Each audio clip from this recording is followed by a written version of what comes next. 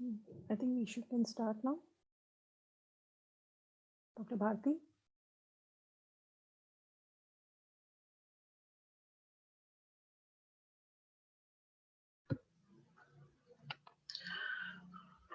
Hello. Yeah, I think should we start? Yeah.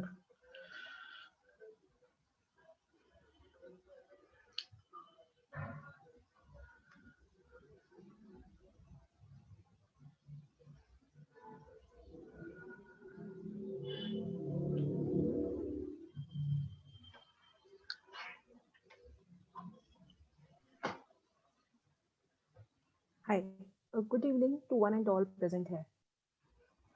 I am Dr. Suman Garg from Ambala Society, the current Vice President of the Society, and I hereby welcome you all to this great academic session.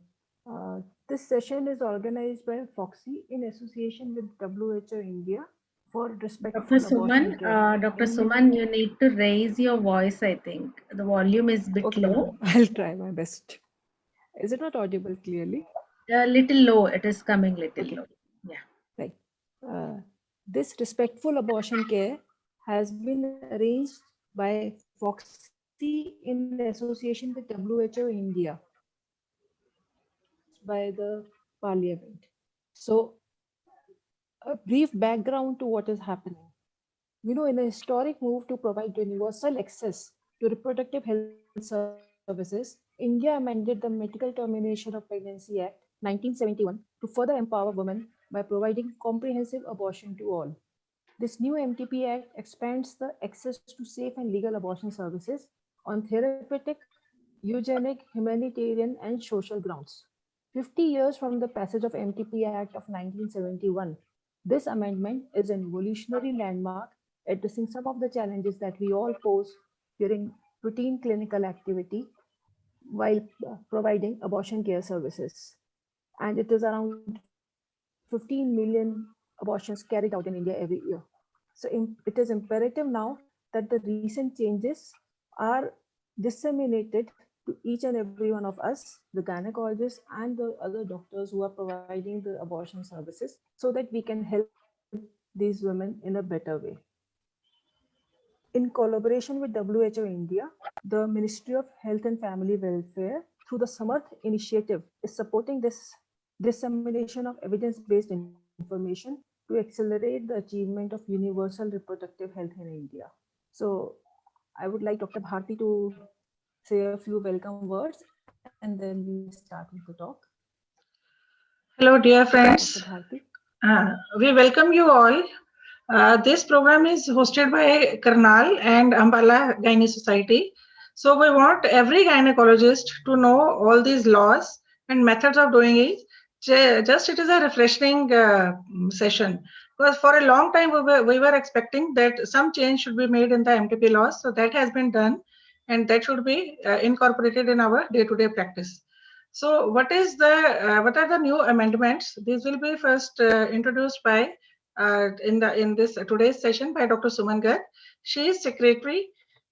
She is vice president Ambala Gynae and Obs Society, and she is director of Garg Maternity and Surgical Hospital Ambala, and consultant at AVS Ultrasound Center, where the specialized PNDT. This is a specialized PNDT approved genetic center for invasive fetal testing.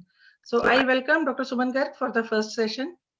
Let us cheer up her for the session. Dr. Suman, welcome please.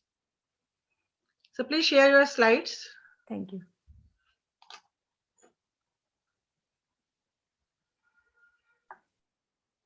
Is it visible, ma'am? Yes, visible. Yeah. Okay. So we're starting with the first module, which is on MTP amendments to 2021. We have all come across some or the other scenario where we want to help the person, but our hands are tied. So now after 50 years, this amendments have come up, which we've been really wanting for a long time. So everyone who is familiar with the abortion services who are providing, they know that at certain stages, like especially when we diagnose a fetal abnormality at a later stage, and we want to help that patient, we have to go through a long process. And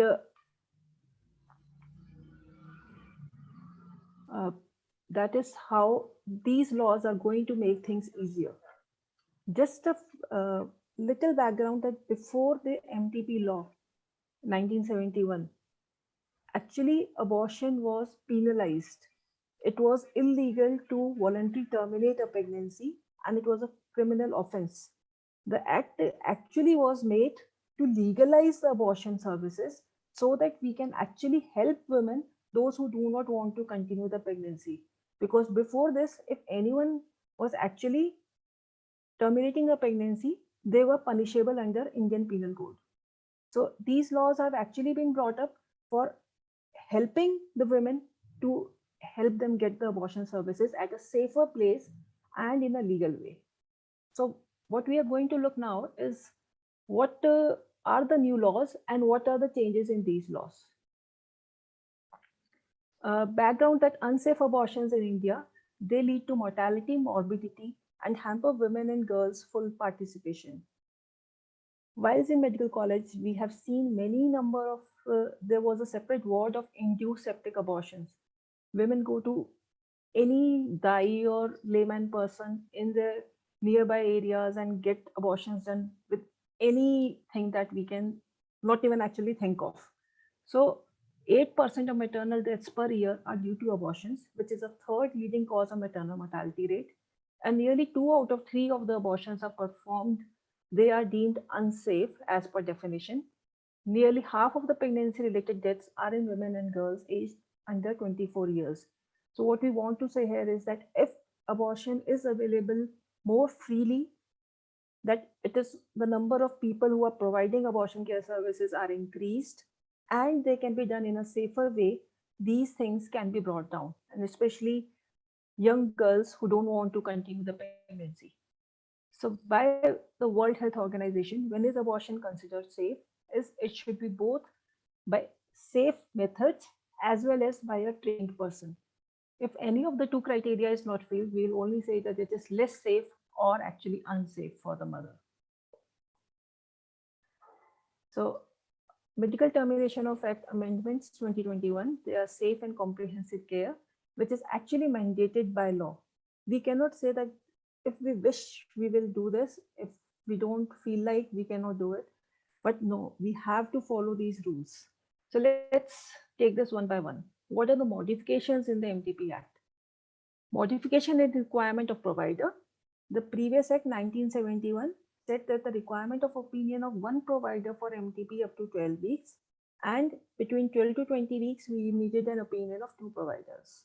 What the amendment says is only one RMP is required for termination up to 12 weeks, up to 20 weeks. And if between 20 to 24 weeks, opinion of 2 RMPs is required. What we see out of this, that actually so many doctors working at government specialties like a small PHC, they will be able to provide MTP up to 20 weeks now, because they don't have a facility of having 2 doctors there who can opine and do a medical termination there. So it is easier for these doctors to do termination there, or also in private hospitals where we have single doctor hospitals. So we can easily do them till 20 weeks. Modification for the vulnerable group of women. So previous act said it was MTP is permissible beyond 20 weeks only when it is immediately necessary to save the life of the pregnant woman. While now the upper gestation limit has been increased from 20 to 24 weeks for special or vulnerable categories of women, which we will detail later, and also for birth defects which are not compatible with life. There is no upper limit to it. A medical board will decide whether it can be allowed or not. And the best thing is there has been a time limit set for that as well, that once you have applied to the medical board, they have to decide within 3 days and let you know whether you can go ahead or not. So what this means in literally is that there will be an increased access for vulnerable women to safe and legal abortion services, defined by the Rules Committee, including violence victims, minors, among others. And we all know rape victims or sometimes unmarried girls who have had pregnancy out of consensual sex also, they have to suffer a lot if they are not getting married to the same person. Family will go up to any limit to get that abortion done, and more than 80% of them will be in unsafe way. We know that. So at least these girls can now come to a proper medical facility and get the procedure done. For birth defects and congenital anomalies, earlier it was only up to 20 weeks, and now the upper gestation limit does not apply, and they can be referred to the medical board, which has to be formed by every state and union territory, and they might ask for further tests for diagnosis, but they have to answer within 3 days whether we can allow it or not. Modification related to marital status. Earlier, the only the married ladies were allowed to get a abortion done on basis of contraceptive failure. But now the new amendment allows that any lady or her partner, because of contraceptive failure, they can get a termination done if they wish. We know the society is changing a lot, and there are many people who are in live-in relationships. So actually they have legalized the service for an unmarried lady on this view also. And also, as there were talks earlier to increase the marital age, so we know now also we are seeing when the age is 18, there are still young girls coming with pregnancies.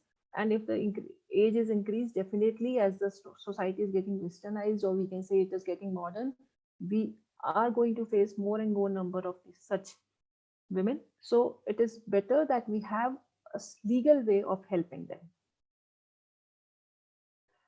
So another important thing from this new amendment is about the privacy of the patient. Privacy and confidentiality has been given due importance, and earlier also it was there that the information should not be disclosed except under authority of law. Someone who is got authority by law, like some police personnel or something, when they used to come, they could ask for those. But now it is that the name and other particulars of a woman whose pregnancy has been terminated, they shall not be revealed anyone except a person authorized by law for that time being. So what it means is basically within even our setup, we should try and keep the name and other particulars of that patient confidential, and those documents should not go anywhere else. And the rest of the time we have to make a code, like a entry number for that patient, and use that instead of their names. Again, it's the same thing because it prioritizes confidentiality and safety. The name and other particulars of any woman seeking abortion to be confidential except the person authorized by law, and it's a repetition slide. Now the rules under MTP, they define special or vulnerable category of women. The previous were all the laws by the act. Now these are the rules which have been added. They define the special vulnerable category of women who are eligible for the extended gestational period of termination, that is 20 to 24 weeks.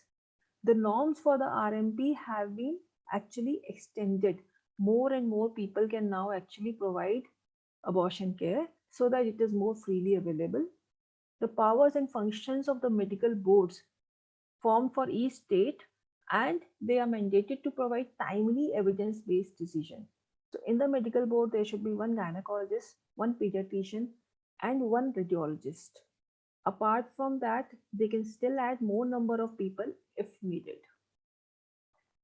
So what are the special category of women which are eligible for MTP? Number one is the survivors of sexual assault or rape. Then women with pregnancy in humanitarian settings, disaster, let's say a war or emergency situations as declared by government. Then change of marital status during the ongoing pregnancy, any widowhood or divorce. Women with physical disabilities, as in major disability. Mentally ill women, including mental retardation. A minor. For any minor coming with for MTP, we all know a parental or a guardian, a single person is enough for consent, and if it is below 18, we have to still inform the police for that. But we have to provide abortion care as well. We have to if she wants, we have to terminate the pregnancy also. The fetal malformation, which are substantial risk of being incompatible with life, or if the child was born, it would suffer from such physical or mental abnormalities as to be seriously handicapped. So all the rest of the clauses were earlier as well. A couple of them have been added new. Now going to norms for the RMP, which has been defined. Medical RMP is defined as an MBBS or some further degree with a medical practitioner who has assisted in at least 25 cases of MTP and 5 done independently. A medical or someone who has completed 6 months of house surgery in obs and gynae, a PG with MD or diploma in obs and gynae, or at least 1 year in the practice of obs and gynae. So these are the people who can actually provide abortion care. We all know one RMP opinion is required up to 20 weeks of gestation. 2 RMP's opinion is required from 20 to 24, and a medical board opinion beyond 24 weeks. So actually things have become simpler, and we should know this to help them. At what stage who can do the termination has also been described. Till 9 weeks, experience and training required for RMPs. All of them, whatever we have said earlier, they can actually provide medical MTP up to 9 weeks. Experience at any hospital of 3 months in the practice of obs and gynae, or independently perform 10 cases of MTP by MMA under supervision of a RMP in a hospital established or approved as a training institute. So 3 months of experience also is being said yes for medical termination, so that people can get medical MTP kit at least from a doctor rather than getting it from the chemist. So at least some basic care can be provided. That's why it has been extended. A practitioner who has had 25 cases of MTP assisted and at least 5 done independently, or a PG, 1 year practice of obs and gynae and 6 months of house surgery, they all are there. Then from till 12 weeks, that first one is gone, 10 cases, and then it is back to 25 cases, 5 done independently, and a PG or a house surgery of 6 months, 1 year of training. They all can provide up to 12 weeks. Next, from 12 to 20 weeks, experience and training requirement, PG, house surgery, or a 1 year practice in obs and gynae. So now they have made it clear that anyone who has just practiced 25 MTPs under supervision, they cannot go for a second trimester MTP. Beyond 20 to 24 weeks, again it's the same, PG degree, house surgery, or 1 year of practice. But the difference is here 2 RMPs are required to give their opinion. And the last, beyond 24 weeks, experience and training requirement for RMPs is either a postgraduate degree or at least 1 year training in obs and gynae. And here the difference is opinion of medical board is required, and for the termination procedure, when advised by the medical board, is carried out with all safety precautions along with appropriate counseling and an approved place. So how do we compose the medical board? We, as already discussed, gynecologist, a pediatrician, and a radiologist. These 3 are a must, and if needed, we can co-opt other specialists in the board and ask for any additional investigations if required. So FOXI, what it is doing is it is along with the ministry guidance and WHO support, as part of this respectful abortion care, they can operationalize and host medical board information on website and trying to form medical boards in different states. The medical board, what is it going to do? It can allow or deny a termination beyond 24 weeks of gestation period. For that, they would want to see all the reports, and if needed, they can do more further tests to confirm whether this abnormality is incompatible with life, or the child is going to be suffering from some physical or mental abnormalities to be seriously handicapped. If they decide so, they can say yes or no, but they have to do it within a defined period of time. So the functions would be to examine the woman and her report as well. This thing we have already discussed. They provide the opinion in Form D with regard to the termination within 3 days, which you already said. And then to ensure that the termination procedure is carried out with all safety precautions along with appropriate counseling within 5 days of the receipt of the request for medical MTP. So once we have decided and we forward it to medical board, it is only a matter of 8 days that by that time the patient should get the termination done. So I would just like to highlight again, registration and pre-test, post-test and feedback are required to get a certificate. So please, everyone here should actually complete the post-test and feedback before leaving this meeting. Thank you. Any questions can be taken now or they can be taken up at the end of the session.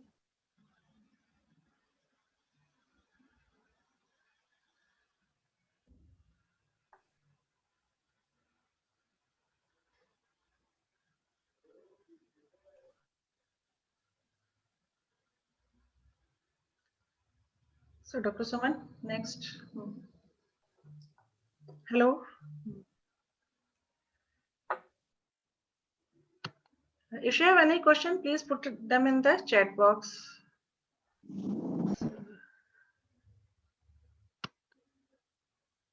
Dr. Suman, we are shifting to the next topic.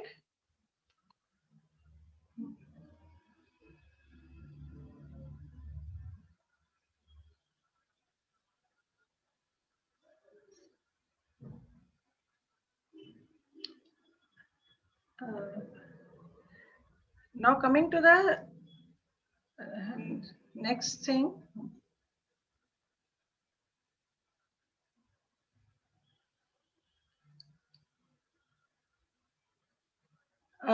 We have discussed about the amendments in MTP law, and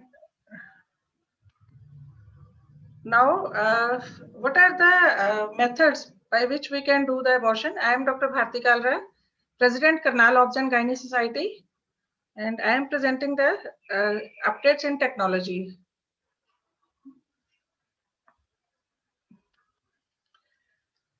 So coming to the second module, that is about the safe abortion. And Dr. Bharti, can I just read a small CV of yours? Sorry, I was Sure, actually sure. muted and I was reading it out. Okay, okay.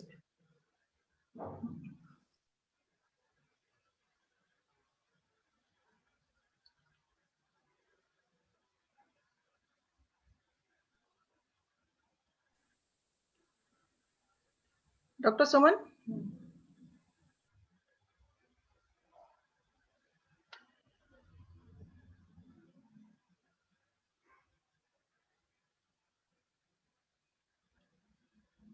Can I start? Hello. Hello.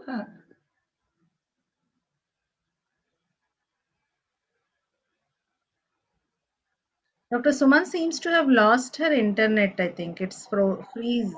I mean, like her image, it's not moving, Dr. Bharti. If you permit, I can start it. Yeah, please start. And if any queries they are putting in the chat box, you can answer later. Okay, right. Thank you. Dr. Suman? Yeah, she's here. Okay. Yeah, carry on, please. Just going to the overview of this session. We have already discussed about the existing guidelines and the amendments. And in this module, we will assess the pre-abortion care, medical methods, and the surgical methods of abortion. So all of our practicing obstetricians should know about the WHO global guidelines on safe abortion. WHO has published the guidelines on safe abortion and technical and policy guidelines for healthcare systems, special books on medical management, and safe abortion care and post-abortion contraception. These are very beautiful books. We will we will see what is written in these books in the later modules. So just from where we started in 2012, The WHO had national publications on safe abortions in which they had technical and policy guidelines for healthcare systems, and these were updated as the medical methods became approved in the society as well as by the governments. So the medical method guidelines came up in 2018, and in 2019 the WHO consolidated guidelines on self-care intervention for health. So this is the roadmap to WHO safe abortion guidelines. And the Indian government, the MOHFU, National Guidelines on Safe Abortions, as we know, these are updated on 24th September 2021. And these are the historic changes as discussed earlier. And the comprehensive care is mandated by law.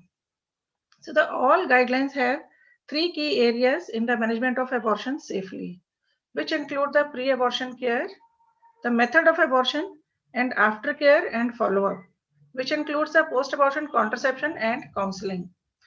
So while making any decision about whether the termination of pregnancy is to be done or not, we have to take our patient into confidence. We have to help her decide whether she should continue or terminate. So for going through all this, we should know about her medical history, do her physical examination, and lab test and other investigations if necessary. The other investigations includes ultrasound. If we find it necessary, we must get it done. And we should discuss contraceptive options in first visit also. It's not once the abortion is complete, only then we will discuss about contraception. But once the woman comes for the abortion care, must discuss about the contraceptive options available for her. So if a woman chooses to have an abortion, she should be allowed to choose from among the available methods that are appropriate for her based on her duration of pregnancy and the medical condition. So in pre-abortion assessment and counseling, we have to take detailed history, general physical and pelvic examination, and the lab test, and later on we have to decide the method of termination. So method of termination can be decided upon the based upon the her period of gestation. So this is the chart in which the if we don't have the facility of ultrasound, with the PV examination we can find out the size of uterus, and the approximate size of uterus if we know, we can decide which method to be used. So this is the chart which shows the what is the level of uterine height, and but this is not foolproof. At times the fundal height may vary because of some uterine malformations. Uterus may appear different in shape. It may be larger because of multiple gestation, fibroids, malformations, or its size may not be accessible properly because of uterine retroversion in obese women or those who have molar pregnancy. So size may not be accurately measured about the gestation. Uterus appears smaller than expected. It may indicate the woman is not pregnant, or she is not sure of her dates, or there are chances of ectopic pregnancy or abnormal intrauterine pregnancy. Means some cases of missed abortion which don't correspond with the gestation. And if it is larger, that may be because of inaccurate dates or multiple gestation and other anomalies, uterine anomalies or molar pregnancy. So routine lab tests are not prerequisite for abortion services. The test may be performed as per the individual risk factors on finding of physical examination. Pregnancy test, if the pregnancy is unconfirmed, sometimes just on overdue of 2 days, woman comes for the termination.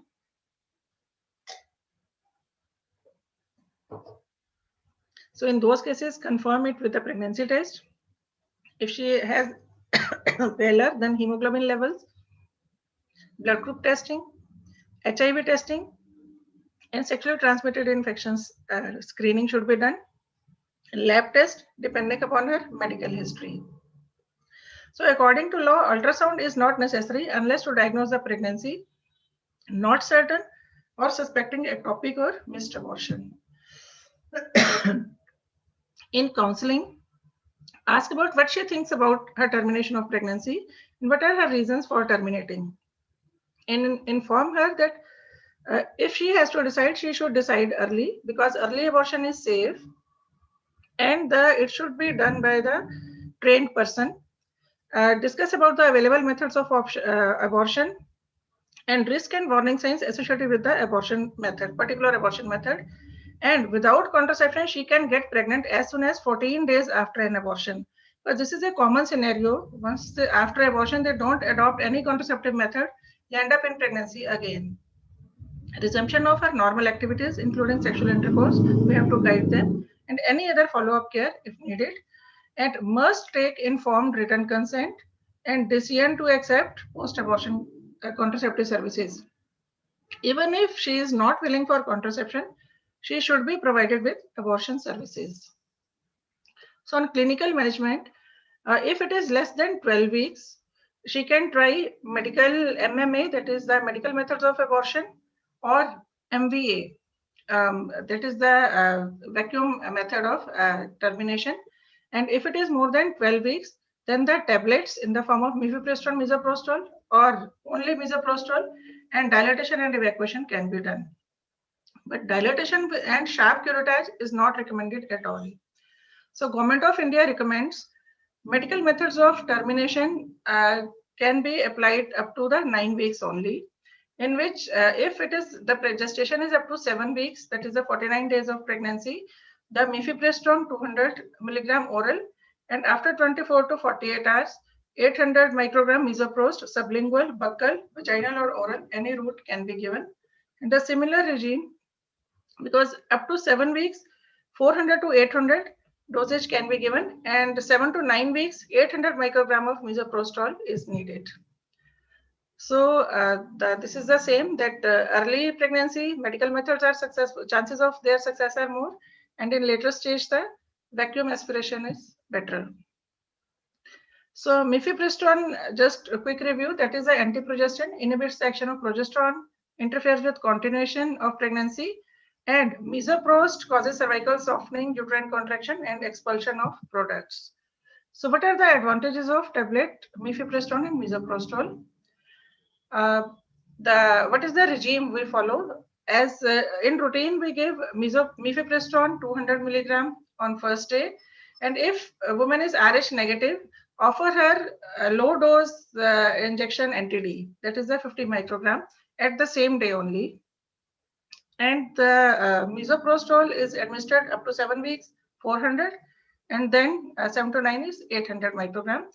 And in addition, because that causes the cramping pain, analgesics, and she may have vomiting also, antiemetic, and offer the contraception along with it. And for follow-up, she has to be called after 2 weeks or 15 days to confirm and ensure the completion of process and the offer contraception if already not done. So about the misoprostol, this can be taken by different routes. Oral means when pill is swallowed, it may lead to diarrhea, nausea, fever, chills. And if given buccal, that is placed in between the gums and cheeks and swallowed after half an hour, that may cause fever and chills, but these are more as compared to the vaginal route. And about the sublingual route, the pills are placed under the tongue and swallowed after 30 minutes. Because this is rapid acting, with sublingual absorption is very fast, so there is increased fever, chills, diarrhea, and vomiting as compared to the vaginal route, and this achieves the highest plasma concentration. And in vaginal route, the posterior fornix, the 800 microgram misoprost is kept, and woman is instructed to lie down for half an hour. And the pill fragments may be visible, but it has lowest rates of side effects, and this is also very effective. So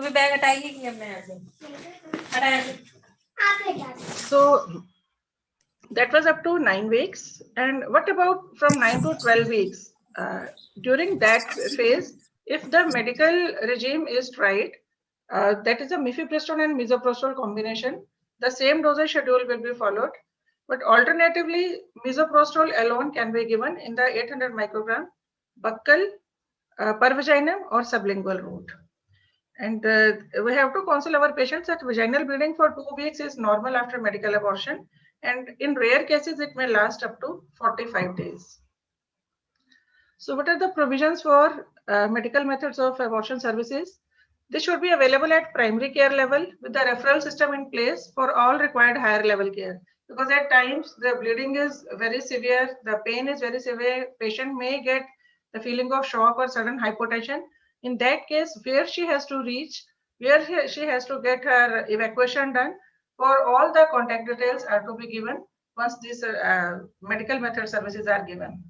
So because the additional services may need to be provided for the counseling and testing for the sexual transmission transmitted diseases. So if she has any problem, means she suffers any abuse, so she can get the abuse support services, for psychological and social services and other specialist health or medical services if she needs. So that should be provided to her, and provide her iron tablets for anemia and pain medication. As most important is the emotional support.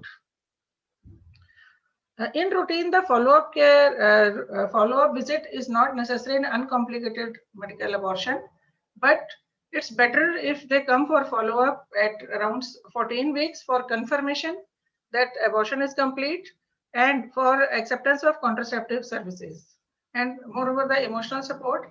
And if she has any medical concern, that should be addressed at that time. If only misoprostol is given, then follow-up is mandatory, because there are chances that it may or may not be successful. So in follow-up visit, assess her recovery, any signs and symptoms of ongoing pregnancy, if they are there or not. Review any available medical records and referral documents if she needed any referral because of severe pain or hypotension or any other abnormal medical condition. Ask about any symptoms experienced since the procedure. Perform the focused examination, means PV examination if needed to be done, and assess her fertility goals and need of contraceptive services if not provided earlier. So just to summarize, we have to examine her, check her eligibility, and if she is eligible for medical methods, give her mifepristone. If blood group is negative, NTD, and call her again for the misoprostol administration after 2 weeks. Give her details of contact for address and the phone number if she has any emergency, and record her experience of any side effects. Sometimes it is seen that patients, 3% of women may abort with mifepristone alone. Even if such condition exists that she has aborted a sac, even then the misoprostol schedule should be completed. And if she comes on the in her second visit, that is on the D3, because her medical methods need 3 visits. First for the mifepristone, second for misoprostol, and on D15 for the follow-up visit to check for the completion. So in third visit, the misoprostol is given and observe her for 4 hours. And if she has pain, give her brufen. And contraceptions like condom, hormonal methods should be discussed and provided to her. So mean period of bleeding, which has to be informed to her, that is around 8 to 13 days. Side effects like nausea, vomiting, diarrhea, headache, fever, dizziness. And if she gets dizziness, tell her to take plenty of fluids, just like lemonade or any other drink, energy drink she can take. In case of excessive bleeding and pain abdomen and fever, she should report. And if there is no bleeding for 24 hours after misoprostol, she should inform the doctor, the medical practitioner. And 75% of women abort within 4 to 6 hours after the misoprostol administration. But we have to tell them to wait for 24 hours. Sometimes it is delayed. And pelvic examination in day 15 visit, pelvic examination, offering her contraceptive methods, and tell her about the fertility may return immediately. So she should definitely use contraceptive methods. And if she doesn't get periods within 6 weeks of completion of abortion process, she must report to the facility. And ultrasound, if examination doesn't confirm the completion of procedure. So what are the side effects and complications of pills? The commonest is pain. Sometimes if a woman presents with the pain, we should not be judgmental. We should be respectful towards her. Because at times it is seen, the practitioner says that I had told you earlier, why did you go for termination? Now bear this pain. So don't talk to her like this. Give her respect. If she has pain, we have to treat it. So give her verbal support, adequate counseling. There should be a support person, and the analgesic like brufen 400 milligram can be given. But if there is persistent pain, with failure to respond with these drugs for several hours, that warrants evaluation for other causes such as ectopic pregnancy, infection, or incomplete abortion. So if nausea, vomiting is there, just reassure her that it is self-limiting. For diarrhea also, it is self-limiting. And if there is an infection, confirm it with physical examination and start her with the antibiotics. So if there is failure or incomplete result with the medical method, what can we do? We can offer her vacuum aspiration, or we can repeat her medical method again, in which we can give just Misoprostol, the second dose, in the form of 400 to 600 microgram again. So if there is incomplete, if there is total failure, if total failure, then the complete course can be repeated. But if there is incomplete abortion, then if bleeding is slight, then we can wait that she may expel it completely over a few days more, and we check it again if whether abortion is complete or not. But we can give her other option of repeat of Misoprostol. But if heavy bleeding continues, we should offer her surgical method of evacuation. So if the heavy bleeding is there, which is more than the menstrual cycle, soaking of 2 pads in 1 hour for 2 consecutive hours. So that should be upper limit, and we have to inform her in her second visit when she comes for the Misoprostol administration, because in few of patients, they have very heavy bleeding. So because there are chances of she may go in shock if we don't control it at appropriate time. So we have to inform her if she is using more than 2 pads in 1 hour for consecutive 2 hours, she should report. So if bleeding decreases over time, routine care can be continued. Watch for her vitals. If she stabilizes, then send her back home. And if she doesn't stabilize, or her vitals deteriorate, or her bleeding continues, then the examination to be done. If the POCs are lying in cervical canal, just digital evacuation will help her.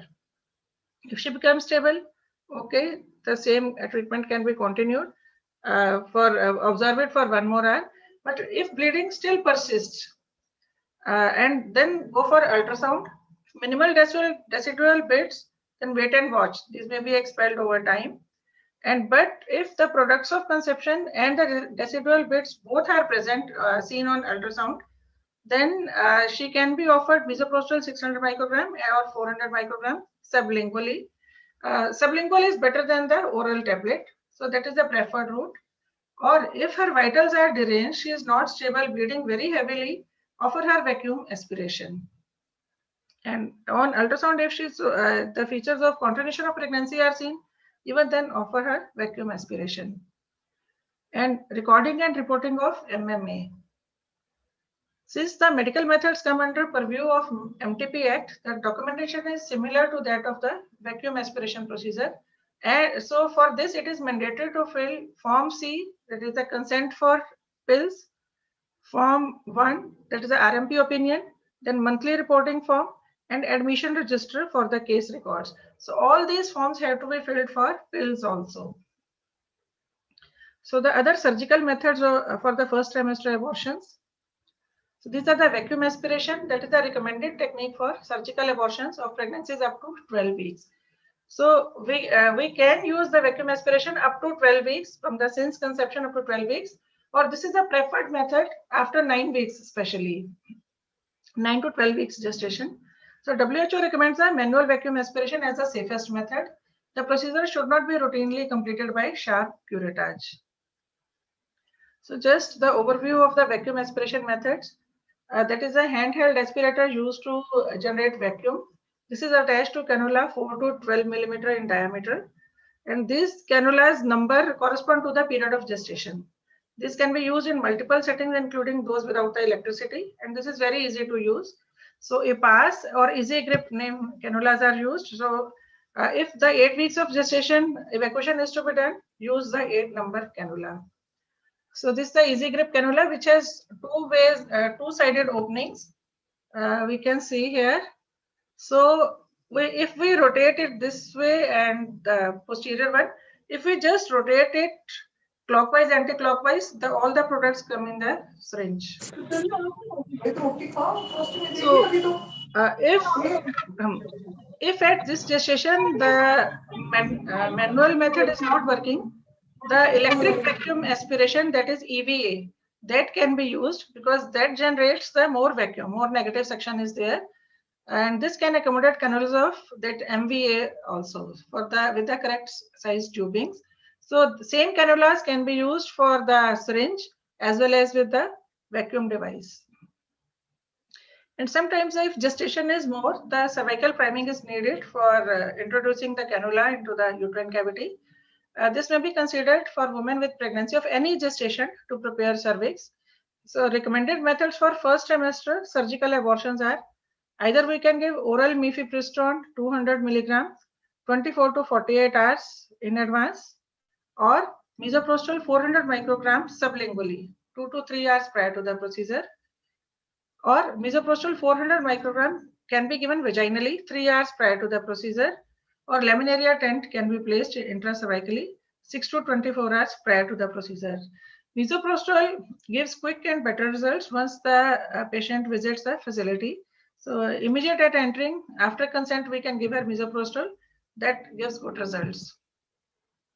So what is the pain management plan for the evacuation methods? The important pain management is an important component of quality abortion care. While we are terminating pregnancy, patient shouldn't feel pain. That should be our aim. Because the fear of pain causes a lot of anxiety. So that is a vicious cycle. So if we reduce pain and anxiety and make her comfortable, we can give this by non-pharmacological as well as by pharmacological means. So if we give her psychological support, because she will get the minimum pain, and explain each step to the woman in advance and perform the procedure gently and smoothly, and encourage the woman to relax and breathe deeply. And then we can add, if still needed, we can give her anxiolytics like diazepam, or under general anesthesia, this procedure can be conducted. So if we have to give diazepam, that can be given 10 milligram orally 1 hour prior to the procedure, or 2 to 5 milligram IV 20 minutes prior to the procedure can be given. Its duration is 4 to 6 hours, but may cause disorientation and dizziness. And usually the cervical dilatation is painful. So for that, we can give her either analgesics orally, or we can give the paracervical block or lignocaine, the local anesthesia in that region. That is the 10 ml of 1% lignocaine. Its effect lasts for 60 to 90 minutes. But these may cause dizziness, seizure, or gastritis. Gastritis may be by the NSAIDs we give for the pain relief. And for uterine cramping, the NSAIDs, the ibuprofen is very good, up to the 400 to 800 milligram 1 hour prior to the procedure. And its effect is in the 4 to 6 hours, but the side effect is the gastritis. So what are the steps of manual vacuum aspiration? Just quickly going through it, we have to first introduce the plunger, and then we have to close the valve button and create a vacuum. And the step 2 is ensure the pain control medication is already given to the patient, and ask her to empty her bladder, make her lie in supine position, and introduce the cannula after administering the paracervical block. And give paracervical block, dilate the cervix, and introduce the cannula. And rotatory, the clockwise, anti-clockwise movement that is to be done in the uterine cavity so as to separate the products of conception. The cannula should be introduced just 1 to 2 centimeters away from the fundus inside the uterine cavity. So once we have rotated the cannula from 10 to 2 o'clock position with smooth, gentle movement, then we release the vacuum button of the aspirator. So with this, all the separated products come with the negative pressure into the syringe. So what are the signs of whether the uterus is empty or not? Once the uterine cavity is empty, the red or pink foam without any tissue passing through the cannula is seen in the cannula. Gritty sensation over the surface of uterus is felt, and cervical gripping over the cannula is felt. And uterus starts contracting around the cannula, which increases the uterine cramping. And after the completion of process, we have to inspect the tissue, whether the products have been means we should look for the sac, whether it is visible in the products or not. And if the clean evacuation is done, we can proceed with the contraceptive methods. If gestation is early, we can go for the sterilization or IUCD insertion at the same point. The uterine cavity is not large. And after the procedure, we have to soak the instruments in the chlorine solution, which assists in the disinfection and helps remove the tissues and the body fluids from the syringes. So what is the post-procedure care? After the evacuation is done, we have to monitor her for any complication and provide the management as needed. And she can leave the facility once she is stable and meets the criteria for discharge. So earliest we can discharge her after 4 hours, even after short general anesthesia, means if it is done in propofol, even then we can discharge her after 4 hours. Or if the effect of the diazepam, if we have already given, if the effect is over, she is conscious, comfortable, only then we should discharge her, not before that.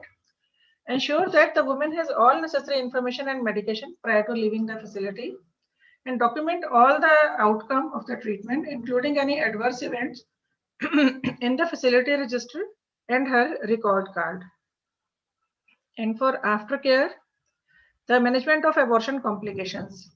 Sometimes some products are retained in the uterine cavity, that is incomplete abortion, infection, bleeding, or if ongoing pregnancy is there. So we have to be vigilant about any such kind of complication. We have to manage it accordingly. And there should be provision for contraceptive information and offer her counseling as well as the methods available for her. And assessment for any other sexual and reproductive health needs that may require additional care. About follow-up, no routine follow-up is necessary unless the meso-alone regime is given. But even after evacuation, if we call her for follow-up, if she doesn't resume her menses within 6 weeks period, or if she has any untoward symptoms, maybe like pain or excessive bleeding still continuing. So in summary, India has made historic progress in improving access to safe abortion. But in technological updates, not much has been changed. As a provider, it is up to us to ensure safety and quality, especially in context of amended laws. Along with safety, we also need to focus on respectful abortion services. And every client is an opportunity to inform, educate, and equip with the proper information on contraception as well as counseling, which is disseminated into the society. So thank you. And just to remind, the registration and pre-test, post-test, and feedback, all are necessary for the certification. So please don't leave the last module without completing your post-test and feedback form. Thank you.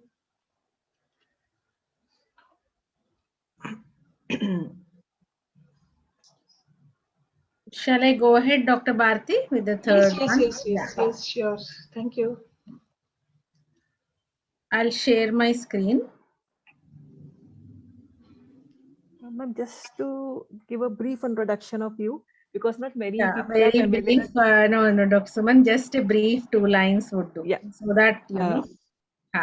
Dr. Kiran is a professor of Gynae from Government Medical College, Banapati, Kaloji University of Health Sciences, Hyderabad, Telangana. And she is the coordinator of Foxy Dhira Initiative, Vice President and Secretary of Obs and Gynae Society, Hyderabad from 2016 to 2019. And she is a receiver of Dr. Kamini Rao Yuva Foxy Orator 2013 and recipient of MS Signature Award, Dr. Thomas Burke Synergy for Global Innovations and Human Rights.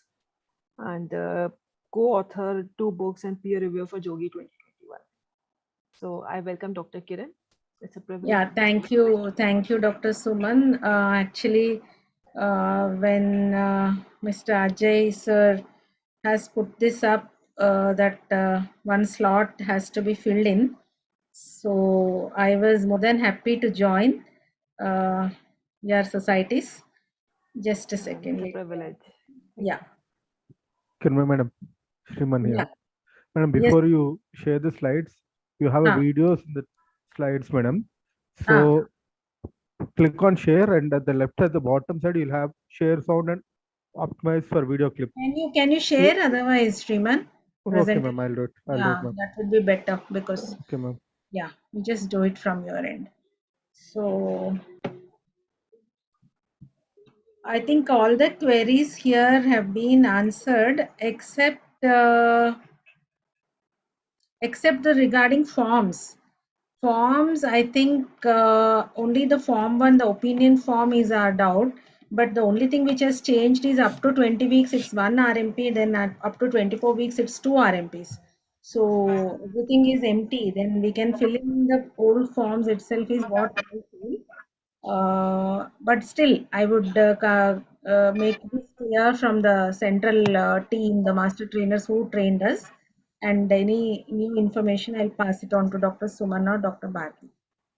So, can you share the screen? The first two talks have, first talk especially very clearly tells what are the changes in the MTP, new MTP Act regarding the practitioners, regarding the rules and everything. And the second one is the technical aspects. So third is the another important component of this. This is the module is named RAC. RAC is respectful abortion care. So I would be dealing with the respectful part of it, because WHO and Foxy and everywhere. And on one hand, we are also running the campaign of DIRA, that is saying no to violence against women. And then again, we are being doctors are also at the receiving end of violence, that is violence against doctors. At the same time, as providers of care to our clients or patients, sometimes we feel we are in a position of control, and we end up indulging in unintentional kind of abuse or judgmental or other issues, which we have to unlearn and learn the new things of respect, dignity, and privacy and confidentiality, which are very, very, very integral to this abortion care, safe abortion care. So that respectful part of it is what I am going to tell you now. Shriman? Shriman? Is he here or not? Yeah. So My this is, screen is visible, ma'am. yeah, okay. This is the module 3. It is also called as the SAVOR toolkit. SAVOR expands to safe abortion values, evidence, and rights and respect, which again I reiterate that is a very important component of the respectful abortion care RAC. Jointly with the Foxy and WHO initiative. I think two very, very important projects going on simultaneously. One is Dhira, and the second campaign or project which is close to the President Shantakumari's heart is this RAC.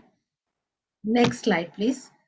So this module aims to define what is respectful abortion care as per WHO standards, and to highlight how the norms and stigma, what are norms and what is stigma, and how they affect the services that we give to our patients, and then provide WHO saver resources for RAC, for extended reading. The links are provided, and there is saver is also a 2-hour course which you can do if interested on the WHO website. Next slide, please. So now with the first two presentations, you might have understood that there has been a momentum which has been created. We know that law has changed, and what we are doing by these modules and the trainings is that we are disseminating this knowledge about the law, and we are also spreading it in our OB-GYN support, provider support. And because Foxy is the largest provider base with 37,000 of our gynecologists, so this is the best and biggest platform for disseminating this important information. Then online training was possible due to COVID. We have spoken in the beginning also how we have all come closer due to COVID and online resources. So this is one online platform has been chosen to for respectful abortion care to reach all the providers. And MMA uptake, the medical method of abortion uptake, had increased in COVID, which is again, it gives early safe abortions with no PCP-NDT conflation. And patient safety, respect, and quality matters more than ever now. It is not just the technical aspects, but it is a safety, respect, and the quality that we are giving, which is going to matter more than ever. And we all have a important role to play in this. Next. Shriman, next. So what is respectful abortion care? There is a very clear-cut definition as per WHO. It refers to care that maintains safety, the aspects of which have been already discussed with you. Then comes dignity, confidentiality. A part of confidentiality had been discussed in the previous presentations, how we can't reveal the details of the patient. Then ensures freedom from harm and mistreatment, enables informed choice and continuous support during and after all types of abortion. So this is respectful abortion care, or RAC as we call. Next. So in simpler terms, what do? We treat the patient with dignity, empathy, and compassion, regardless of the race, ethnicity, gender, socioeconomic status, or most importantly, we gynecologists do not discriminate on the basis of any of the above, but sometimes the reproductive history, like unwanted pregnancies, unmarried pregnancies, or the late pregnancies or repeated miscarriages. This is where we get kind of judgmental and start blaming the pregnant patient. So, and from the patient's aspect, if something isn't right, the patient has to be educated to speak up, and as health professional it is our duty to listen and support. That is, both ways communication is the key. Next. So what are, I was speaking of norms and stigma. Can you play the video? So we'll just see what are the norms and what is stigma. This is a small video from the WHO Saver Toolkit. Unwritten rules of behavior that are considered acceptable in a group or society. Norms can change according to the environment, situation, and/or culture in which they are found. People's behavior may also change accordingly. What are some examples of social norms? In times of COVID 19, there are new social norms that are considered COVID 19 appropriate behaviors, like wearing a mask, maintaining social distance, and to wash or sanitize our hands regularly. An example of a social norm that we must follow at all times is to not use profanity in conversation, especially formal or official conversations or when talking to patients, clients. Now let's look at some examples of social norms around gender. Girls wear pink, boys wear blue. This is a gender stereotype. Girls and boys can choose to wear whatever color they like. Color has no gender.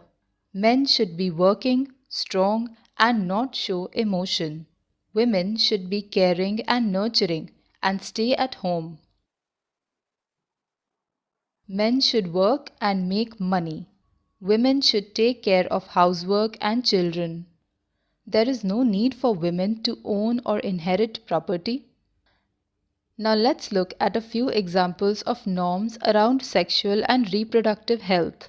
Just as norms around gender are smaller aspects of some broader social norms, norms around sexual and reproductive health also trickle down from certain norms around gender. According to the WHO, good sexual and reproductive health implies that people are able to have a satisfying and safe sex life, and that they have the capability to reproduce and the freedom to decide if, when, and how often to do so. A woman should be married before getting pregnant and having children. Adolescent sexuality and premarital sex are unacceptable and immoral. Women are responsible for contraception. Now we see what is stigma. Stigma can be understood as a shared understanding that a person, a quality, or circumstance is somehow morally unacceptable.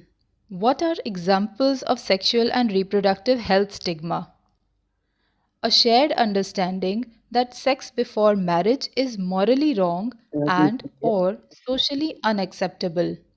A girl who uses a contraceptive method is promiscuous and will have problems when she decides to get pregnant. A married woman is वो है more जो आपने deserving एक of कहा ही आया, वो contraceptives siren को than बंद an करना, Dr. बंद unmarried करो, Can woman. you बंद करो. mute A yourself? girl who has had an abortion is committing a sin and brings shame to her community. Having an abortion has long-term health और ये effects, stereotype and the फिर वो woman's पढ़ा रही है, health बताओ will gynaecologist never को बैठना. recover to her ये pre-abortion सुनने के लिए state. बैठे Women who और have 7 had an बजे से शुरू हुई abortion हुई है. once would become habitual and avoid using contraception. It is important to understand that norms and stigma are different from laws and policies.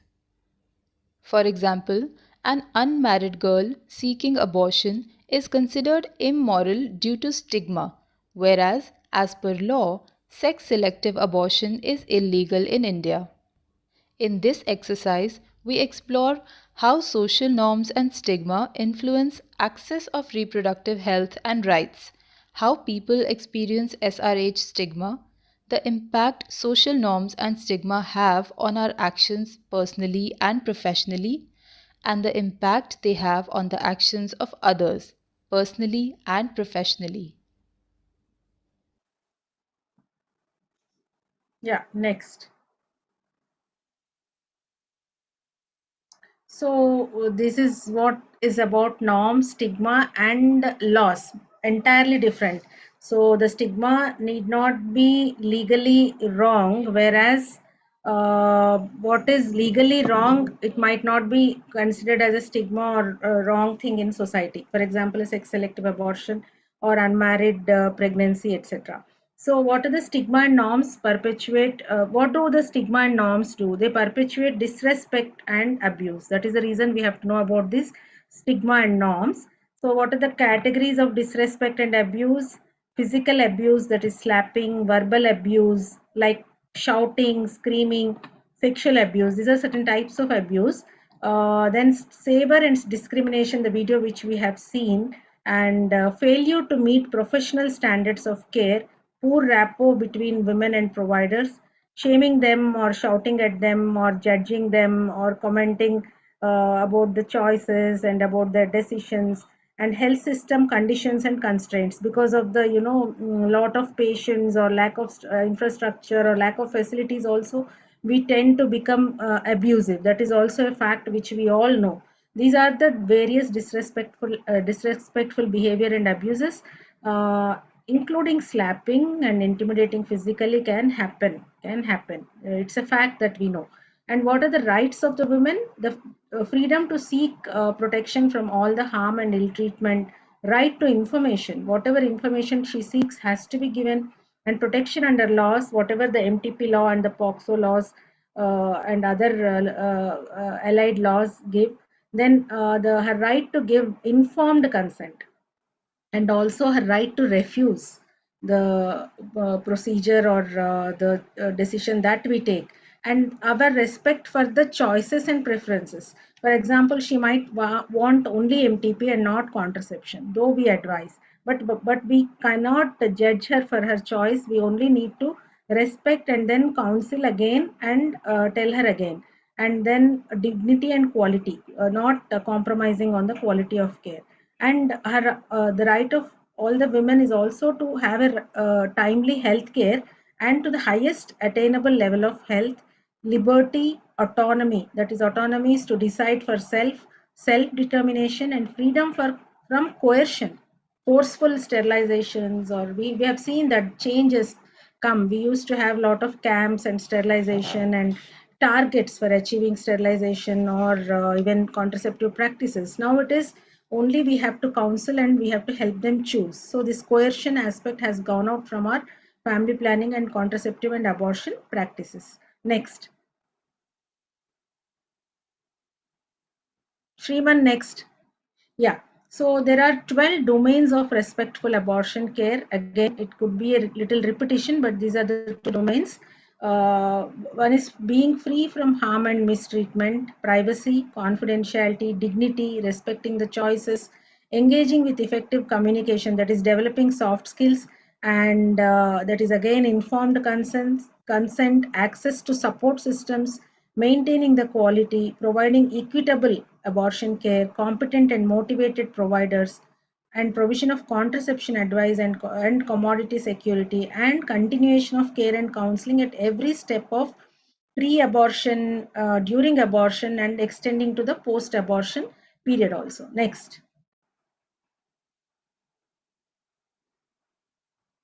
So we know that the law has changed, rules have changed, and it is a time to strengthen the implementation. What has changed for us? We know that now up to 20 weeks, it is the responsibility of one provider instead of two providers. So it is more responsibilities on us, more onus is on us. What is the role here is to onus is on us to educate and also reduce sex selective abortion, counseling, implementing contraception, referral and compassionate care. Whereas 20 to 24 weeks for special cases, this is the place where we may involve in judgmental behavior.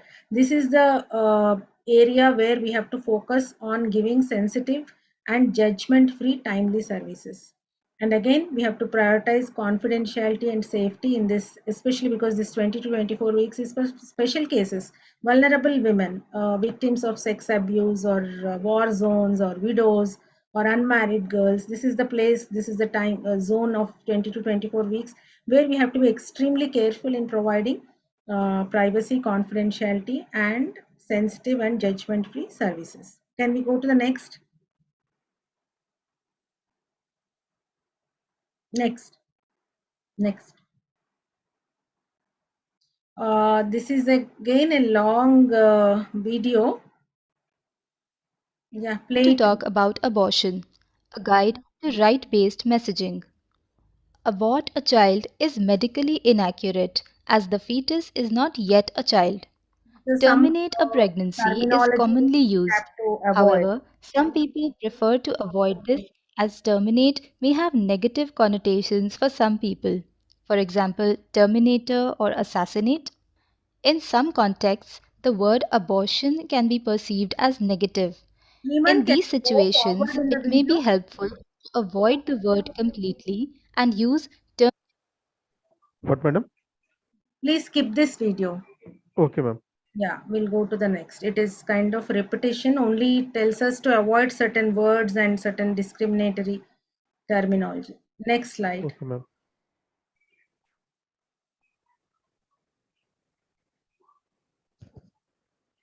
You have to drag it, I think.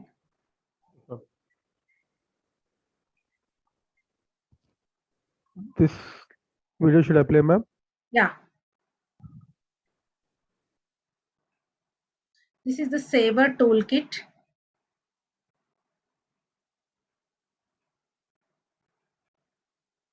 It's not playing.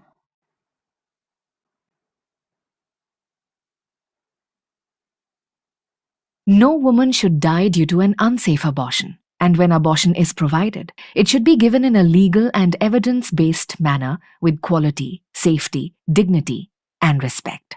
WHO has a toolkit on safe abortion values, evidence, and rights, or WHO Saver, which is a module-based training for doctors, nurses, health providers, program managers, and really anyone to assess our values, address our biases, and learn together to transform our attitudes towards respectful abortion care for anyone who needs it. During the COVID-19 pandemic, we adapted and converted the WHO Saver Toolkit into an innovative, gamified, hybrid version that you can do either in person, online, or as a combination with an expert trainer, or simply by playing one of the standalone games to learn from the comfort of your home. Saver has 4 modules: Engage, Inform, Explore, and Equip. In the Engage module, participants review recent media stories from the country about gender, unintended pregnancy, the realities of safe and unsafe abortion, and juxtapose these with the global standard definitions. In the Inform module, participants share and discuss background information on SRHR, on safety of legal abortion, contraceptive prevalence, abortion incidence and safety, abortion law and safety, and achieving reproductive rights in the global and regional or local context. In the Explore module, participants will play various games and watch videos relating to gender, safe abortion, preventing unwanted pregnancy, explore social norms and values, and consider how these may be rooted in stigmatizing attitudes or contribute to stigma from a personal perspective. The Equip module is to promote knowledge of, interest in, and further use of WHO guidelines and tools, with a focus on guidelines and tools relevant to contraception, abortion, and post-abortion care, towards the many steps needed for achieving the Sustainable Development Goals, also known as SDGs, building resilient health systems for universal health coverage, or UHC, leaving no one behind. We must remember quality and dignity of care matter as much as saving lives. SAVOR is our small step towards SDGs, starting with ensuring safe abortion is provided with values, evidence, and rights or respect. Yeah. Next slide. This is the SAVOR toolkit. Those who are interested, the links are given in the next slide. Can go and do this course module. It is an extended course, and these are the links for self-paced games and to understand the whole concept of SAVOR. Can we go to the next? Yeah. So from 1970s, where there was lot of unsafe abortion, we have moved in 2000s to safe abortion. We all know that. And then came the medical abortion method and the MVA methods, which have added to the safety. Now 2020s is the time for respectful abortion. Now there are 2 or 3 recap questions. I request you to put your answers in the chat box. It's only just to understand how much we have grasped or understood. Nothing like right or wrong. We can just take a guess. Next slide. So according to the WHO organization, World Health Organization, restricting access reduces the number of unsafe abortions. Do you feel it is true or false? You please type in the chat box. I'll just give a few seconds so that we are not delayed. Yeah, false. Any more answers? Is it true or false? By restricting the access, can we reduce the unsafe abortions, or by increasing the access? Yeah, Dr. Bharti and Dr. Suman, Dr. Minu. Yes, Dr. Manisha, Poonam. Yeah. Can we go to the next answer slide? You are right. Next slide. Yeah, actually it is false. So again, to know what is safe abortion, by appropriate methods, by trained persons, both criteria are met, it is safe. Whereas only one of them is there, it is less safe. Whereas when both criteria are not met, then that is unsafe. So that is the only definition of safe and unsafe. So by increasing the access, we are increasing the safety, not the other way around. Next. So again, this question was already asked by Dr. Indu. I have answered here, but again, let's take this very important question, because this is where many of us had either doubts or some misunderstanding, or this question addresses that. The MTP amendment 2021 requires a minor to obtain written consent from parents and guardians before she can undergo a termination of pregnancy.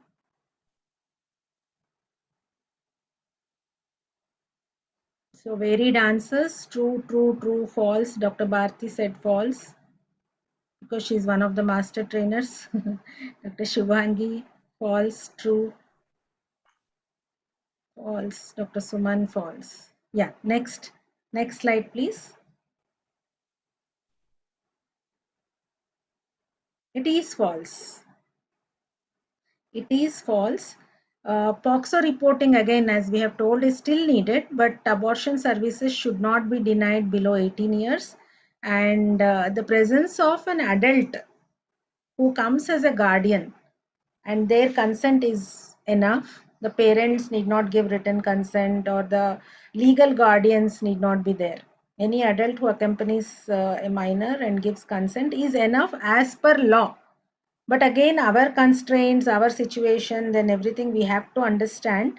But we are only mentioning, like if there is an adult's consent and we document everything properly and act according to the POXO, we are protected. That is what this law gives us protection. If we can prove that we have done this and we have not deviated from the law, we are protected. So by this is again to liberalize it. See, unmarried girl is already a vulnerable group. So by asking for written consent or by making it more tough for her, to access abortion, we are causing more harm. That is the intention of the government, to provide again safe and respectful abortion. Both safe and respectful. That girl who is a minor needs a respectful service to provide abortion. And by denying it, we might be indulging in stigmatizing or kind of unrespectful behavior, denying the service to her. Next. So again, a 30-year-old woman, recently widowed, wants to get an abortion at 22 weeks. So what do we do as a provider? Is it our responsibility to tell her to continue this pregnancy? Again, I hope we get the right answers for this, because this belongs to this module. No, no, no, no. Lot of one yes is there. Lot of no's. Yeah, we'll see what the answer is. Next. Many have answered correctly. It is no. So it is not in our place to again judge why she has taken this decision, why she doesn't want. It is her decision, her right to decide. So it's our only duty is to understand whether we have to go for 2 RMPs or 1 RMP. That is the only thing we have to do. That is, we have to go for 2 RMPs because it is more than 20 weeks, and we have to provide her dignified, respectful, safe abortion. So it is not our place or responsibility to tell or judge her about her decision. Next. So that brings to the end of this presentation. So this title, I mean this quote is what I really like. In India, abortion is legal. Let's make it is legal already. Let us make it safe and respectful.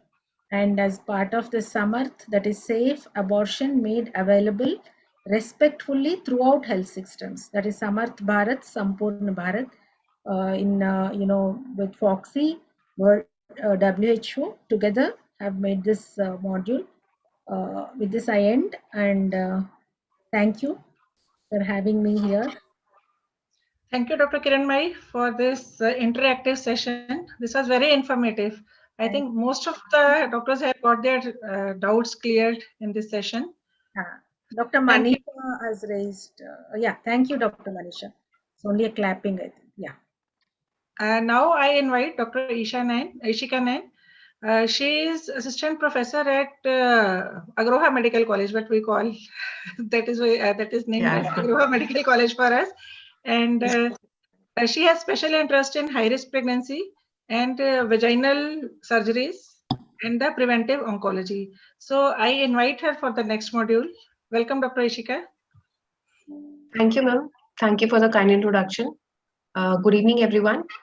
Now I'm going to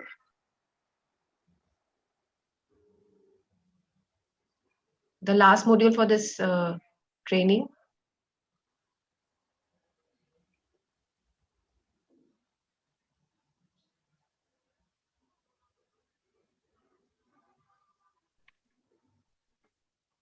So what next after abortion?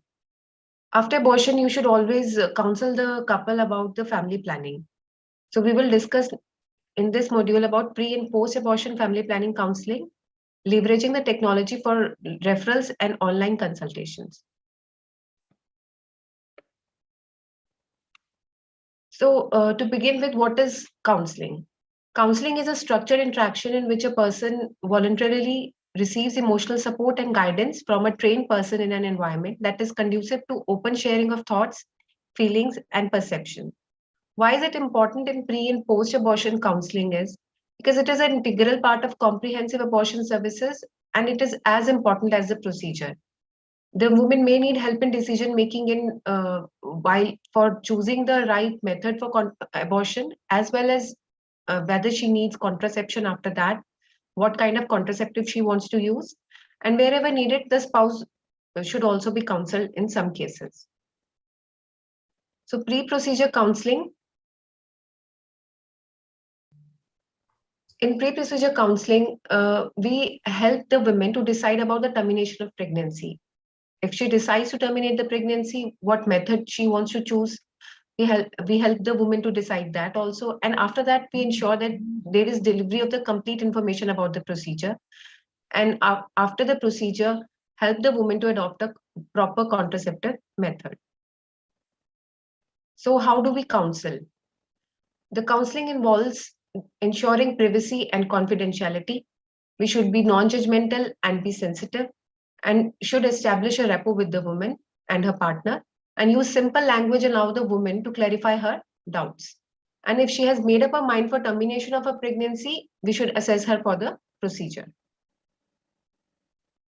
So what is the relevance of the peri-abortion counseling? Why it is important?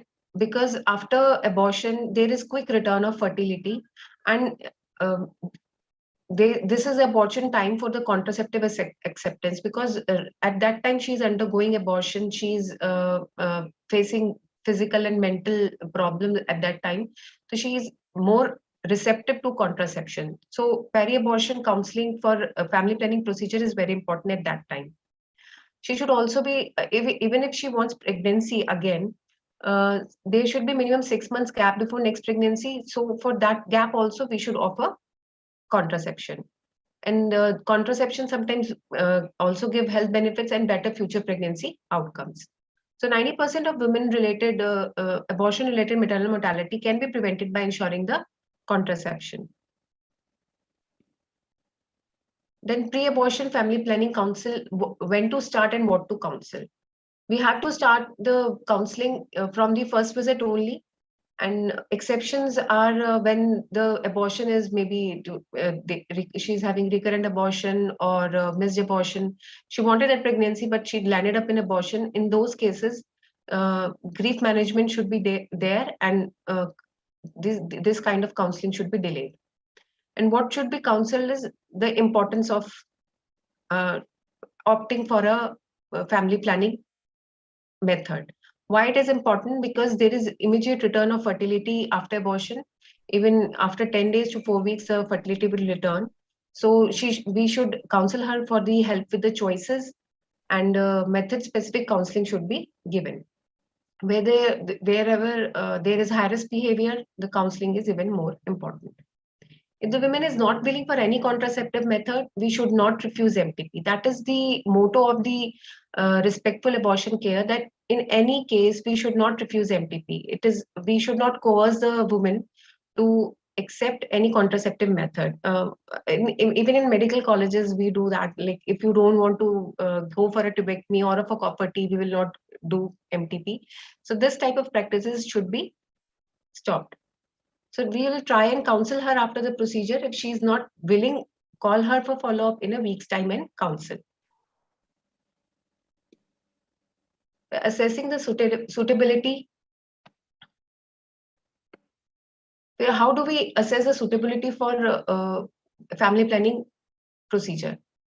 The abortion process should be complete. There should be no existing infection, and there should be no injury to genital organs. And chances of fresh pregnancy should be ruled out. Post-procedure counseling. A post-procedure counseling should be done to ensure women has understood precaution and care needed during post-abortion period. There should be the opportunity to counsel for contraception in case not previously accepted, and we should reinforce the need for continuing the use of contraceptive method chosen. So the procedure involves, again, we will continue to ensure the privacy and the confidentiality, and we'll reassure her in case of any problems, and we'll repeat the information about the post-procedure care and the danger signs. So post-abortion family planning counseling involves the women who have already opted for some contraceptive method, and for those who are still undecided. Those who have already opted, we will appreciate her choice. We'll give immediate care in case of IUCD and MPA. In oral pills, ongoing oral pills can be given. Follow-up protocol is told to the women, and cards are given in case of IUCD and MPA when the MPA was injected. on which date and when the next is scheduled. And in IUCD also, the date is marked on the card and the patient is told about the next follow-up. In undecided patients, undecided women, we can again go for counseling and we will allay the anxiety of the women. We'll tell her about the importance of the immediate adoption. And even if she wants to choose, we will help her in choosing the right method of contraception. If she is not willing to adopt, we can give extended period of adoption to her. She can come in next follow-up and we'll again counsel her about contraceptive method. Couple should be counseled and we should tell her about the emergency contraceptive pills during for that period. So what post-abortion contraceptive methods can be used? First is the barrier methods, the condoms. This can be given as soon as the sexual activity is resumed after first trimester as well as the second trimester abortion. The benefits are there are no hormonal side effects. It can be used without consulting a health provider, is easily available. It can prevent against STIs also including HIV and enables the men to take responsibility for the contraception. The other method is a IUCD. IUCD can be IUCD 380A, which is for 10 years, and IUCD 375, which is for 5 years. It can be inserted immediately or up to 12 days after first trimester abortion in case of a completed abortion using a surgical method. With medical method of abortion, it can be inserted around day 15 of the process, provided there is complete POC expulsion is confirmed and the risk for presence of infection or any other contraindication is ruled out. After second trimester abortion, it can be inserted immediately or up to 12 days after the procedure is complete and contraindications are ruled out. It is highly effective and it provides long-term contraceptive for 5 years or 10 years depending upon the IUCD use. Can be provided by trained doctors, MBBS and above, and ANMs, nurses and nurses can also put IUCD after first trimester surgical abortion by in supervision of trained doctors. And by PP-IUCD, trained doctors after second trimester abortion. It causes no interference with sex. There is immediate return to fertility on removal, and there are no hormonal side effects. Another method we can tell them about is hormonal contraception. This includes the combined oral contraceptive pills and long-term injectables like MPA, medroxyprogesterone acetate. So COCs can be immediately started or up to 7 days after abortion using surgical method. With medical method also, it can be started on day 3 with the dose of misoprostol or within day 15 of the process after confirmation of completed abortion. After second trimester abortion, they can be started immediately or up to 7 days after abortion. They have other benefits also, like they regulate the menstrual cycles, can be provided by all health workers after first screening by trained provider. There is no interference with sex and offer protection against ectopic pregnancy, endometrial and ovarian carcinoma, and benign diseases such as fibrocystic and fibroadenomatosis. It is not suitable for women who are breastfeeding babies less than 6 months old. That is the only negative effect. So we can offer MPA also. It is available at government hospitals under the name of Antara injection. After first trimester, it can be can be injected immediately or up to 7 days after abortion using surgical methods. With medical methods, it can be started on day 3 with the dose of the misoprostol. After second trimester, it can be given immediately or up to 7 days after the abortion. Again, it is highly effective, confidentiality and privacy is maintained and can be provided by doctors, MBBS and above, and ANMs and nurses after screening by the doctors for the first injection. It has no interference with sex, no effect on the quality and quantity of the breast milk, no estrogenic side effects, and it offers protection against ectopic pregnancy, ovarian cancer, iron deficiency, anemia, and uterine fibroids. Then comes the permanent methods. We can always offer the patient who has already completed her family, they can be offered permanent methods. It includes female sterilization as well as vasectomy. Female sterilization can be performed after an abortion in the absence of any infection or severe blood loss, concurrently or up to 7 days. Both mini-lap and laparoscopic sterilization can be done. With medical methods of abortion, it can be done only after the first menstrual cycle. In second trimester, mini-lap sterilization can be performed concurrently or up to 7 days after an abortion in the absence of any infection or severe blood loss. But laparoscopic sterilization is not recommended in these cases. It is a permanent method of contraception. It is highly effective and effective immediately. There is no interference with sex, no effect on breastfeeding, no long-term side effects, and it offers protection against ovarian cancer. Then comes a vasectomy that is performed on males independent of the timing and procedure of the abortion. It is very effective. It is permanent method of contraception. There is no interference with sex, no long-term health risk, and couple must use another method of contraception for 3 months. But vasectomy is not that popular in India. Still, the women have to go under the knife rather than a male. Then contraceptive method, these are again the repetition when we can use. In surgical, COC can be used from the 3rd day to the 15th day after medical method of abortion, and injectable can be injected on the 3rd day. Centroman can be used from the 3rd day, and IUCD after 15 days, confirming the expulsion of the POC, and when there is no sign of infection. COCs can be given. Injectable can be given from the first to 7th day after surgical evacuation. Centroman can be given. IUCD can be given up to 12 days, and tubal ligation can be done.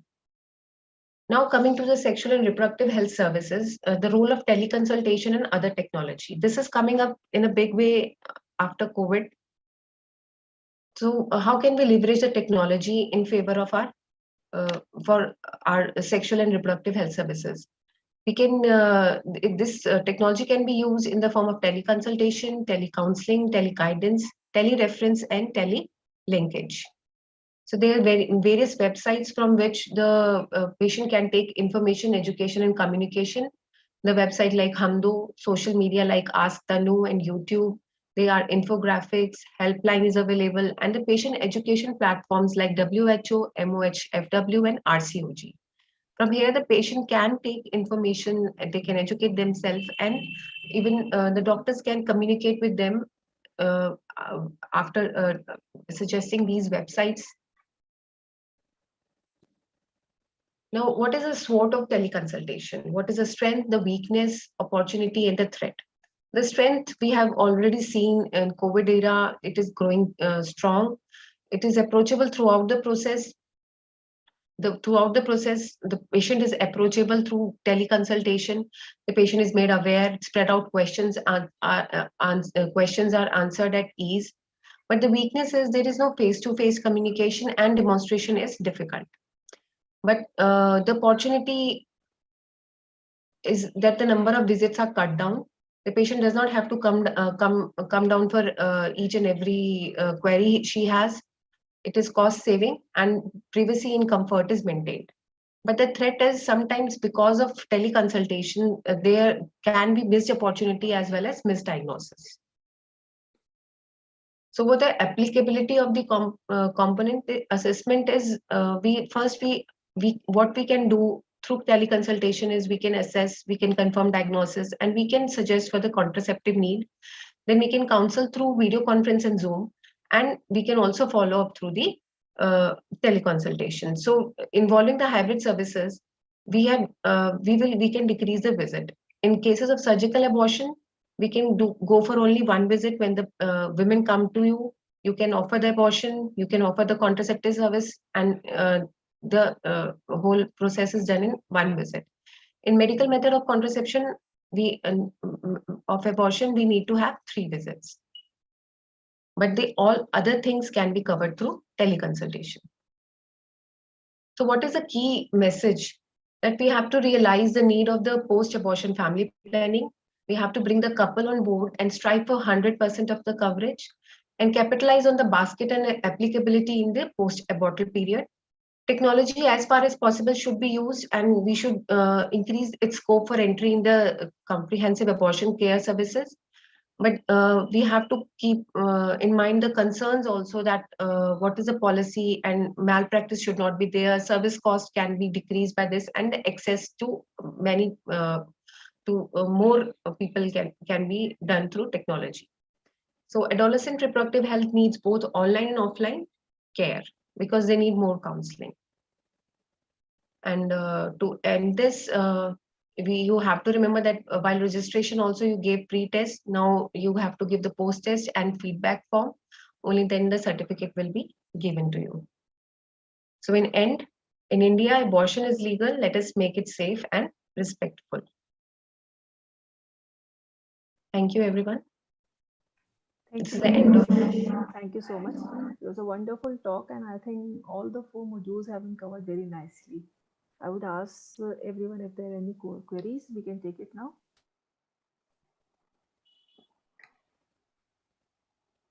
Can we just have our cameras on so that we can take one picture? Shriman? Yes, madam. Yeah, just take our picture. I request all the members to just keep their camera on so that it will be a memory for me on. I see Unmesh Santpur sir in the delegates.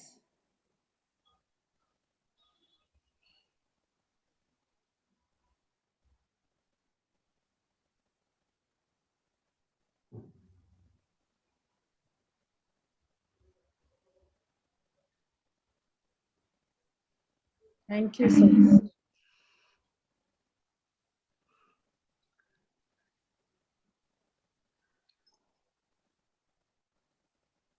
Any questions from anyone?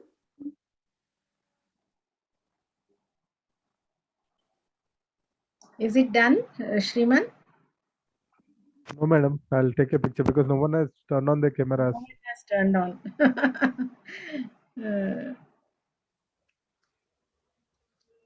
Yeah, let's have whatever it is. Yeah, because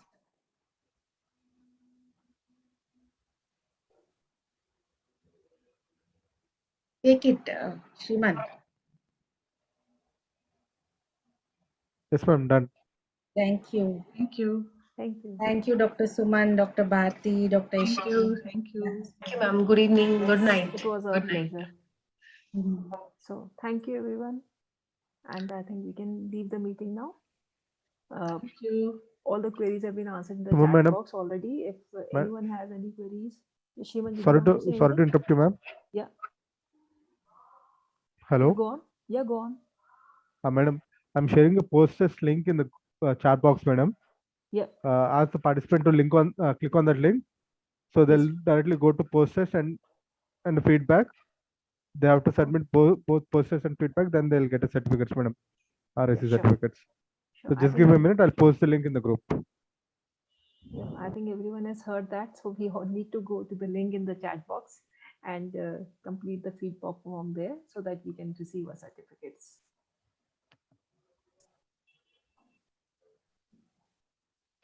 Thank you, Dr. Bharti. It was very nice associating with you. Yeah. And we shall have it together. I think that's very good. Yeah, I think we can actually hold many more meetings together. As such, also physical meeting, even physical meeting. Yeah, sure. We will plan it soon. Yeah, sure. Meetings. Okay. Madam, I shared the link, madam. Yeah. Dr. Just click on the link, you'll directly go to. Is organizing an infertility meeting on 27th. I think that's with ISAR, actually, Haryana ISAR. Okay. So for that, we'll invite you. Sure.